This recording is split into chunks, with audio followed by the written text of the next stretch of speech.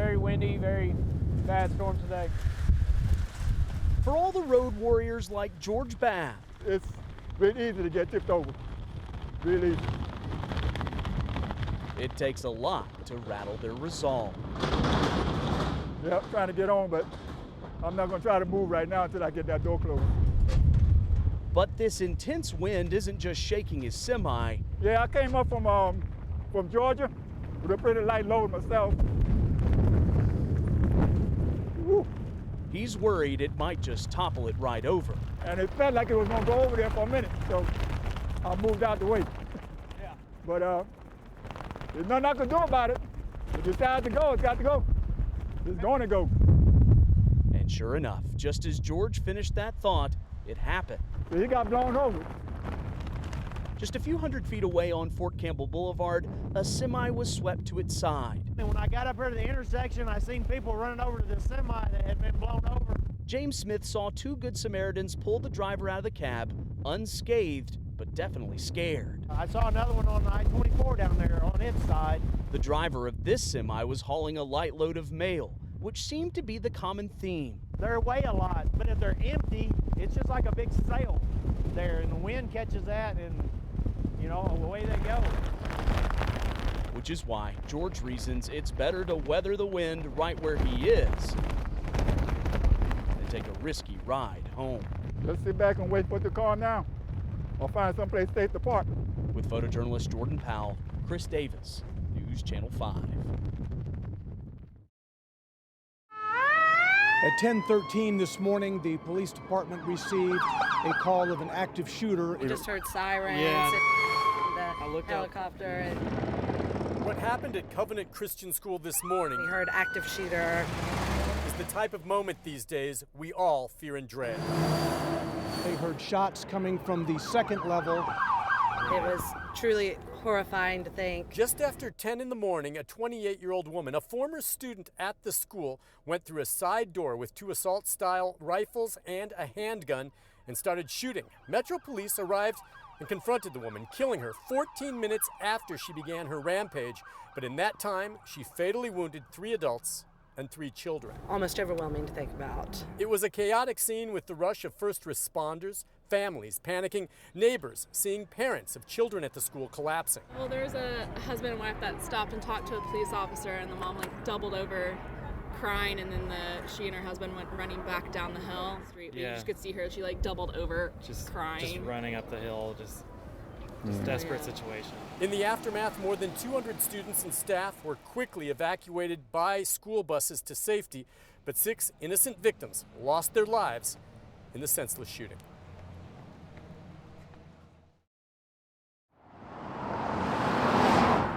How y'all doing? I'm sorry, we down. We've been down 5 days, y'all. So many days of turning people away is taking a toll. I wanted some steak. Yeah, I know, y'all. It's been killing us. We sorry. Hopefully soon. Friday's storm knocked out most of the power to the Piggly Wiggly on Dickerson Pike. It's why they're out of fish, out of dairy, out of produce, and running out of patience. Some of the people that are in poverty that just can't get to another store, we're in what's called a food desert, and we need somebody to see that. The store was one of thousands of NES customers that still didn't have power Tuesday morning. Oh, we're waiting on our power. We're waiting on NES. From Friday? From Friday, Mama, yeah. Piggly Wiggly serves the entire neighborhood.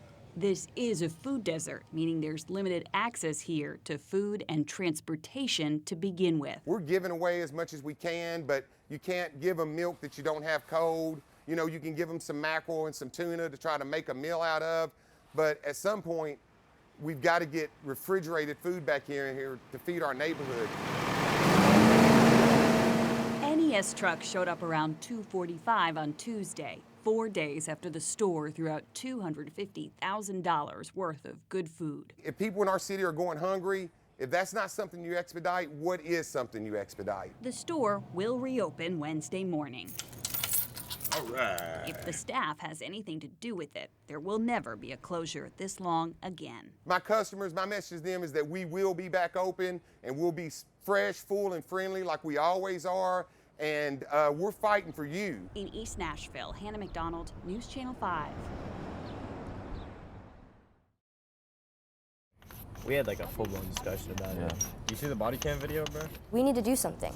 I don't want people to die anymore because they're just going to school. Every day our children walk into school with the hope of walking out at the end of the day.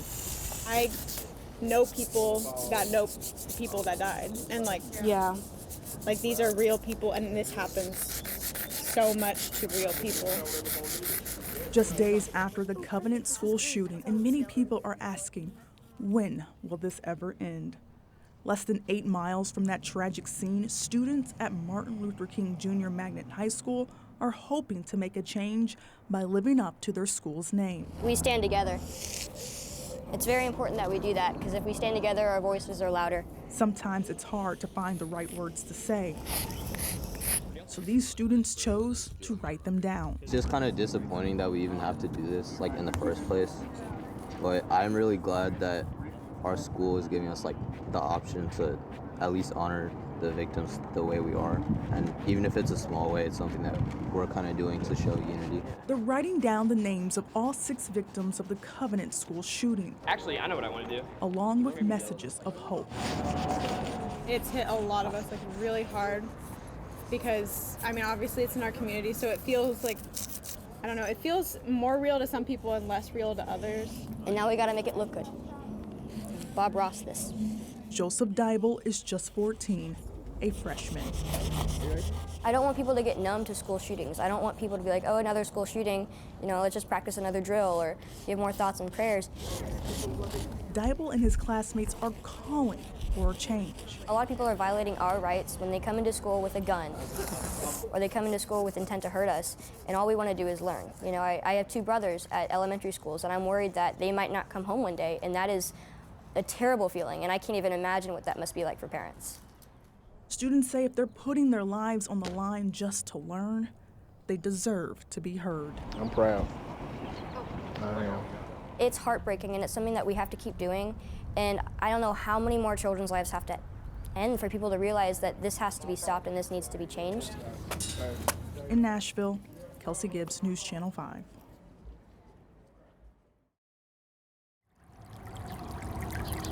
In this small Kentucky town, it didn't just rain, it poured.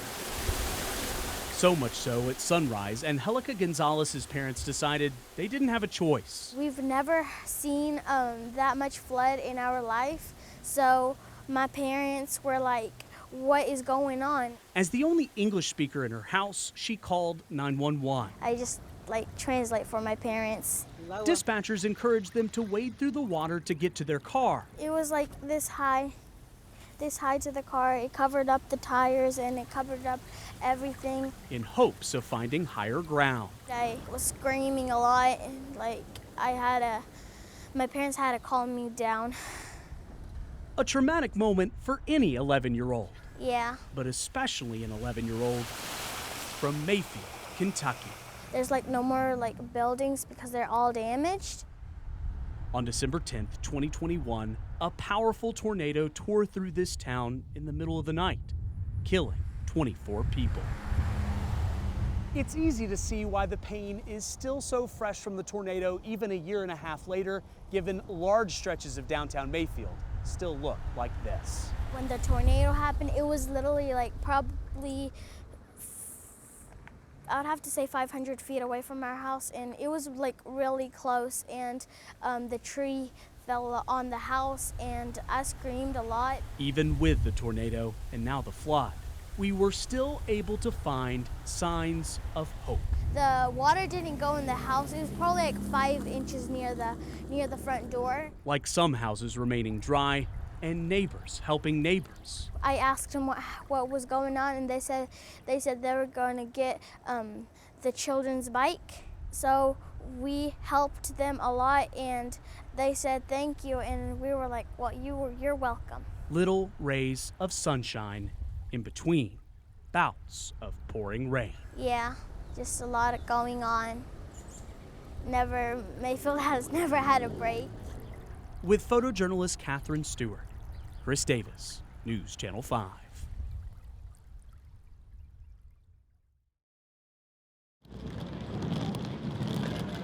Once again, if you're coming off of 1087, you are on Carousel 2.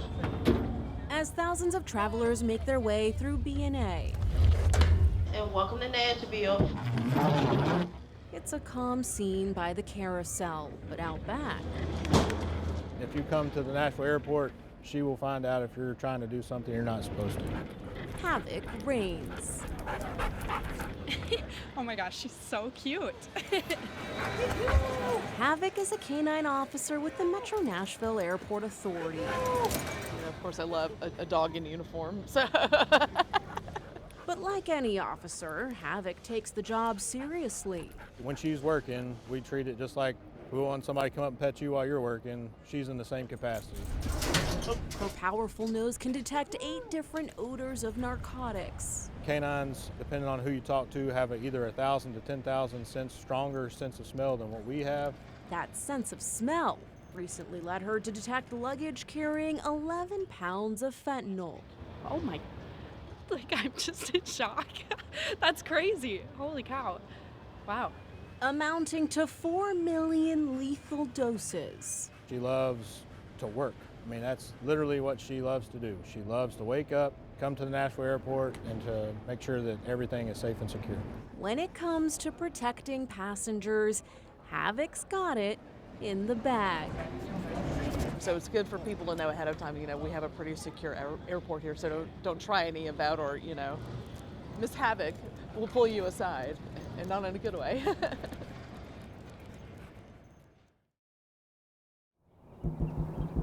The balloons, the attention. Paulette Holland of Cookeville doesn't like celebrating birthdays. I just didn't care about them. But having her daughters around, I'm the youngest here. and having a whole lot of other people she loves stop by, she'll take those parts. The reason Paulette doesn't like birthdays goes all the way back to 1967 Chicago, her 16th birthday, the day she gave birth to her first child, Bobby. I wanted the best for him, and I knew at the time at 16 I was not the best. I met these good Christian people. They couldn't have any children. Paulette nursed Bobby at the home of that couple in Cincinnati for a few weeks. The couple bought Paulette a Greyhound ticket back to Chicago after they'd adopted Bobby. It's heartbreaking to have to give something up like that. But then I felt like you did the best for your baby. I longed to just turn around and go back and try to undo, but the papers were signed and I could not. I wanted to die because that told me he's no longer your baby anymore. He's gone. For 56 years, Paulette's constantly wondered where her child ended up. What city was he in? Was he in a city at all? And I really did, deep down, thought maybe he had passed away, that maybe he just didn't exist anymore. And I never would find him. But no. As it turned out, just as Paulette looked for Bobby, there was someone out there looking for Paulette. You see, after some searches, Bobby's daughter found Paulette's family in Cookeville and reached out to one of Paulette's daughters. And she said, "We found your baby boy." Right now, Bobby's on his way from his home in Indiana to meet his mom for the first time. Here's earth and here's heaven, and I'm just about right there. I may pass out in the grass, I don't know. Bobby's 10 minutes away. I need to go outside and get some fresh air. 2 minutes away. You want to see my heart? 20 seconds away. Oh my God. Paulette sees her son, Bob Shepard. Oh, my baby. Oh, my baby. Oh, baby father.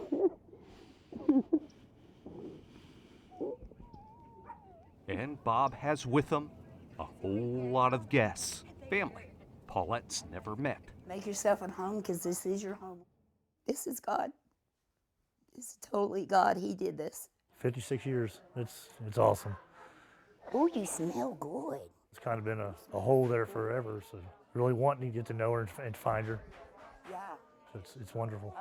After all those years of having so few pictures of her son, Come. it's time to make more. Happy birthday, Paulette. I'm Boris Sanders, News Channel 5.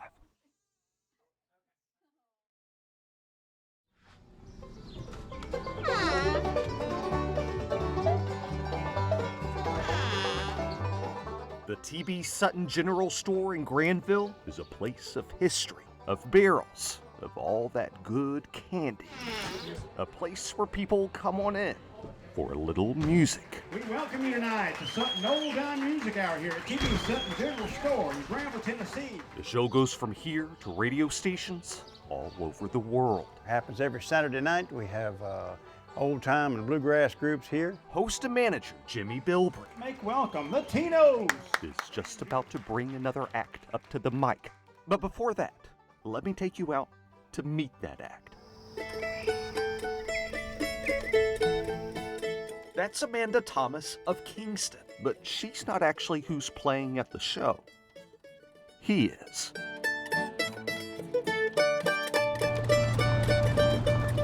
"13-year-old Jacob Thomas spends time with his dad out fishing.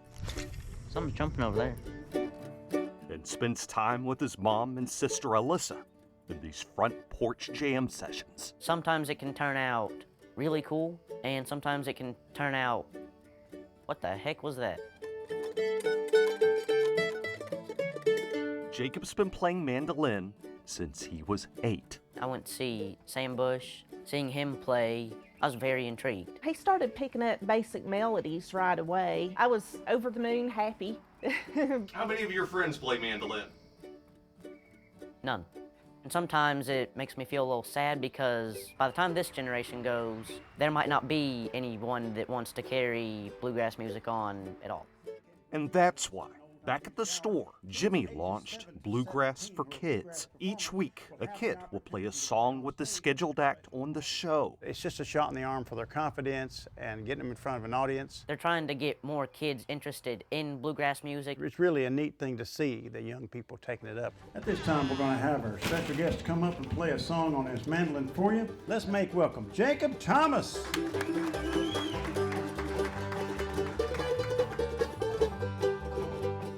30 young performers have taken part in Bluegrass for Kids so far, and it's growing.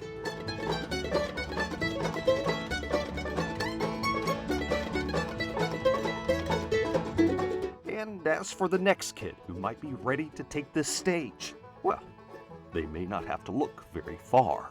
It gives me a bit of pride knowing that I am carrying on music that's been going on for who knows how long. I can only hope that that would be the case. If so, that'd be awesome.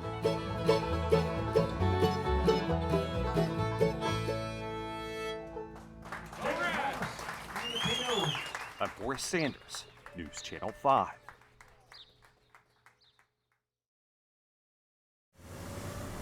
Here in Franklin, Tennessee, a town that prides itself on its small-town charm, area residents packed City Hall to hear from the candidates who want to run the town for the next 4 years. They were joined by nearly a dozen white supremacists. Someone said you were here making a statement, and I don't know what that statement is. No, we're not making a statement. We're here for Gabrielle Hanson's statement. You are? Yeah. Okay. White supremacists protecting a candidate who has made fighting LGBTQ pride events a focus of her campaign for mayor. Some were not too eager for their identities to be known. We're just making sure everything goes well. Okay, and are you concerned about things not going well? It's a possibility, and we're just here to protect Gabrielle. You're here to protect her? Yes. I hear you're all here for Gabrielle? Yes, sir. So what's the purpose? We're just here to show her some support, that's all. The man on the left is Sean Kaufman, who has been described by the Stop Anti-Semitism watchdog group as, quote, a disturbed neo-Nazi and Holocaust denier with a documented history of violence and a massive cache of firearms. A video posted online shows Kaufman and other extremists earlier this year outside a nonprofit group's drag show fundraiser. There's Kaufman giving a Nazi salute. He also showed up at a Chattanooga drag show last year with other extremists. In 2020, Kaufman was arrested for disorderly conduct at a Black Lives Matter protest. Gabrielle's a friend of mine, and she's had some credible threats against her, so I'm just posted up out here. Show her some support. Then there's Brad Lewis. He's the operator of the Lewis Country Store on the far west side of Nashville, a store known for its extreme right-wing messaging. When the store recently went on the market, Gabrielle Hansen was the real estate agent who got the listing. A recent investigation by the Southern Poverty Law Center revealed how the second floor of the store was being used as a white nationalist fight club. Lewis responded in a post on Telegram calling himself an actual literal Nazi. I forget the name of the group that got you so much publicity a few months ago, the Tennessee Active Club. Active Club. Yeah, you heard them in Cookville too. The Tennessee Active Club aims to prepare white men for what it sees as a coming war within society. Jeff Tischhauser was a senior researcher for the Southern Poverty Law Center investigation. This is a group that openly is anti-Semitic. They are racist, full of racist, bigoted white supremacists. And online, they're worshiping Hitler. And yet, when Gabrielle Hansen's husband arrived at the forum, Brad Lewis and another man were at his side. Hansen and a hired security guy, no connection to the Active Club, were joined by Sean Kaufman, the Nazi-saluting figure who apparently heads the Tennessee Active Club, which made us wonder, why would she be associating with such figures? Ms. Hansen, the people you're with have described themselves as literal Nazis. Is this the type of people you should be associating with? Excuse me, They have said they're literal Nazis. Time that you don't harass. She is here with people who have described themselves as Nazis. Is that appropriate for someone who wants to be the mayor of Franklin? Those were questions her supporters didn't want us asking. It's so nice to see you this evening. Thank Excuse you me, for coming. I'm not talking to you. But that's so rude of you. I'm saying hello to you. It's concerning because we have a very violent, anti-Semitic, racist group coming into, quote unquote, mainstream political space by the invitation of the candidate. And it's just another example of how violence is becoming mainstreamed. When her turn to speak came, Hansen made no reference to the spectacle that had so many voters and current elected officials concerned. It saddens me a lot to see the outside influences come here as if we need it or as if we want it. Did you ever think Franklin would come to this? No, sir, I didn't. I've lived here since I was 10 years old. As for the woman who wants to be Franklin's next mayor, Ms. Hansen, how does it look having white supremacists here providing you security? No comment about that whatsoever? She refused to repudiate the white supremacists who say they stand with her and her beliefs. Why would you have someone providing security who describes himself as a literal Nazi? It's a silence that may speak volumes.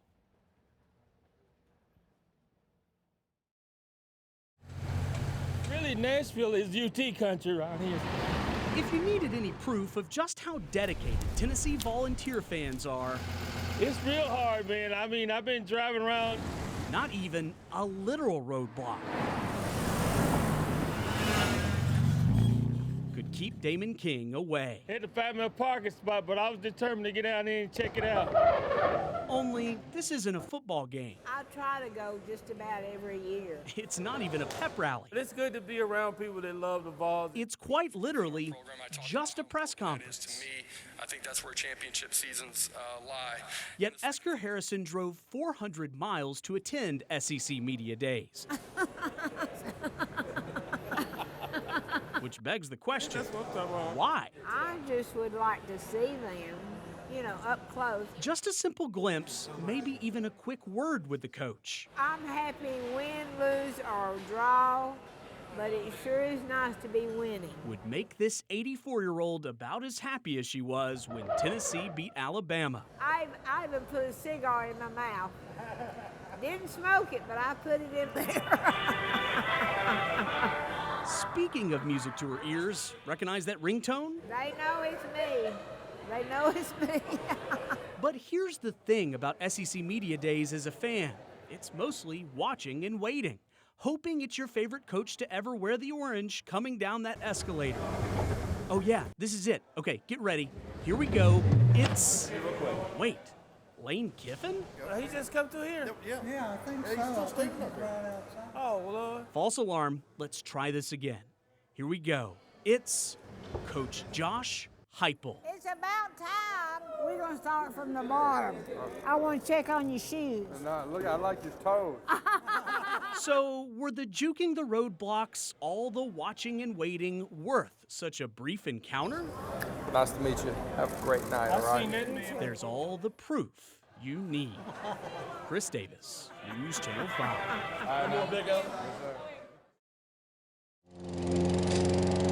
Especially this time of year, professional mowers like Jeanette Blankenship Move a little slower this time of year. earn every penny. There is no, I can't come out because it's too hot. I mean, that's what your job is. But even though she's ready for any type of yard, It is very rare to get a yard that does not have a hill. there are still some assignments she has absolutely no interest in.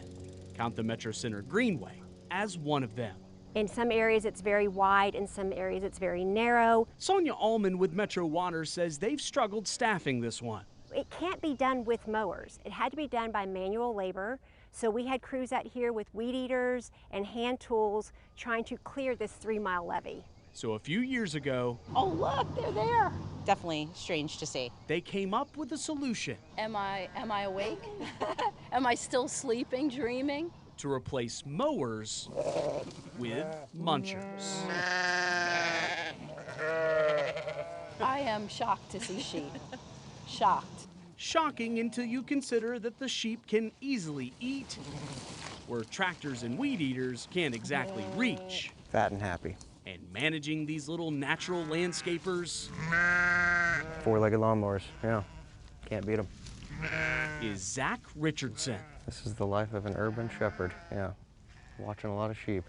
Every couple of days, Zach moves the Nashville Chew crew to a different section of the Greenway, which requires... That'll do here, listen, that'll do.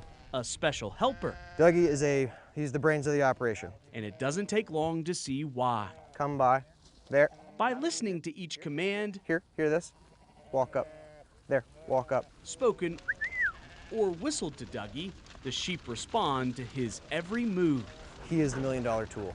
But if Dougie is the brains, Zach's other dog, Dolly, is the muscle. Dolly, think of her as like the sheep's secret service. She's with them 24/7. She was born with the flock. But that also means, as cute as Dolly may look, Good thing that there's all these sheep blocking me from her. she's not been raised to be warm and cuddly. And her job is to just ward off any potential threats, whether it be dogs off a leash, coyotes, mischievous people, which, knock on wood, people are good, so I'm not worried about that. While it may be a 2-dog operation, it's just a one-man show. Every day, 24/7, 365. There you go. But if you couldn't already tell, he loves it. It's hardwired into all of us to enjoy seeing animals work and do what they're meant to do.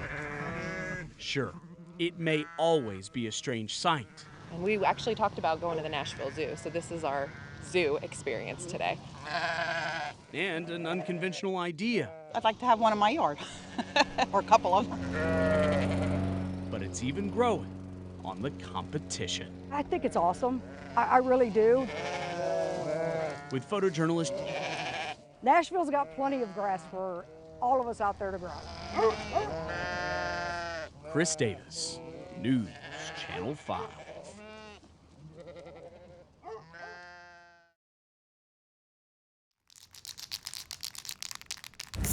I didn't have any goals with this project when I started out. However people take it is how they take it. People all over Nashville have spotted these little works of art, some of them in progress right here, right now.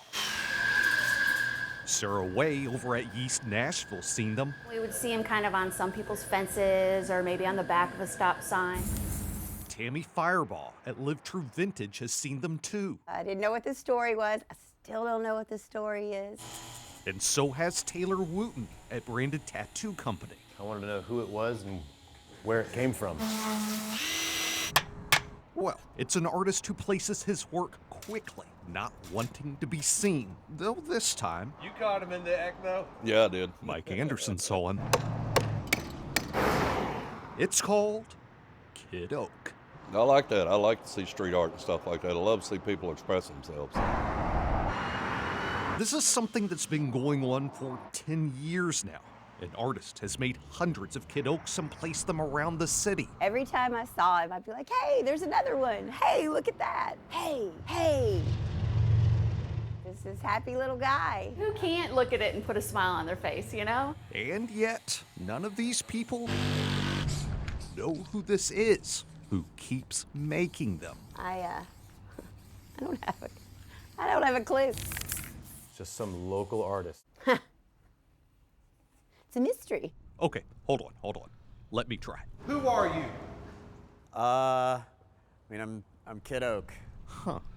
I thought that would work. I think it's a little more fun with the anonymity. I have a background in graffiti and street art and mural art, not knowing how or when this image is being placed around the city. I think it's just a little more interesting. And there's a second reason to stay anonymous. The artist says the city doesn't love it. I had someone from the Nashville Department of Transportation reach out and say they don't want me putting the heads on the telephone poles. So what happens if the city catches you? I don't know. I hope we never find out.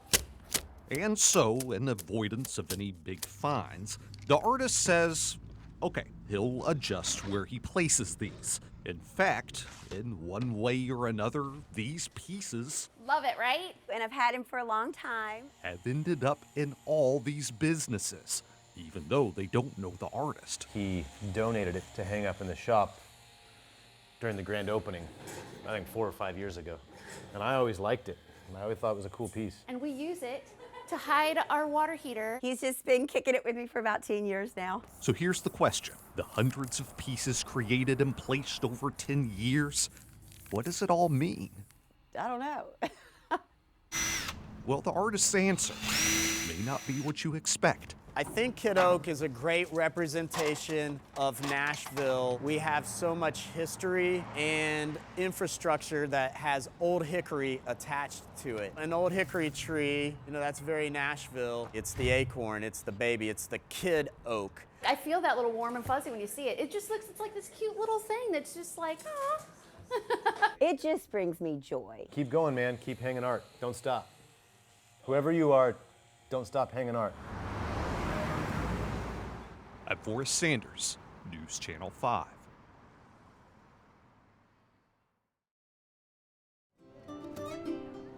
The first thing we thought of when we heard we were going to be in the dorm was like, what'll I wear? Somebody tell me, when do we come? 61. Being together is all that matters.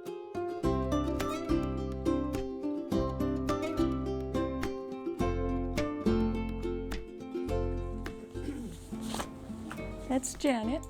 It smelled exactly like popcorn and hairspray, didn't it? 203 now. When we were here, it was 205. I wasn't on that wing of the dorm. I was on another floor, but I met them through education classes. We just bonded and became a fun group to be with.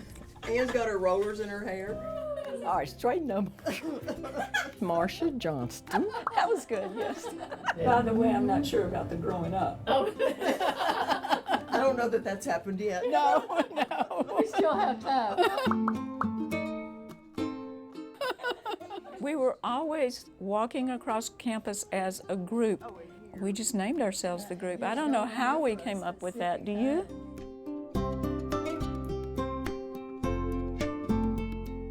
We started out keeping up with each other through a group letter because there was no internet and phone calls cost money. Is that me? You're asleep. I'm Mary French. This is Ann Sechrist, and there are two that aren't here. We still haven't played rook. I know, we've got to do that tonight. We used to play rook during finals week.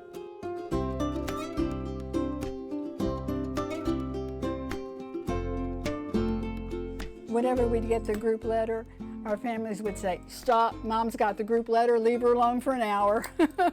This is when we went to Myrtle Beach. We buried Elaine in the sand. You know, we think of each other as sisters. Every blonde should be buried, right? But sometimes sisters are not as close as we are. Oh my goodness, that one we're actually bending over with our body buckets. These are our sisters of the heart for sure. Why? We think there's only one reason, it's God. God brought us together and He's kept us together. Marcia said, "Remember, we're going to be those little angels on your shoulder tomorrow when you're getting your treatment." Surrounded her with our love and our prayers.